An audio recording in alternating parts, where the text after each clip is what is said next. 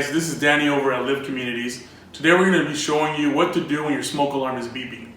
When your smoke alarm beeps, it usually means that the battery is low, and that'll make it beep every 3 to 5 minutes, which will be pretty annoying.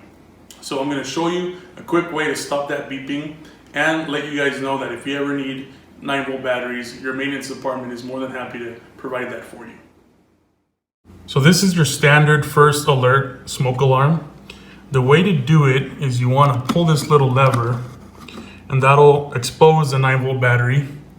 Usually the easiest way to change one is the same way you take it out is the same way you'll put it back in. So as you can see here, the negative is towards the top, the positive is towards the bottom.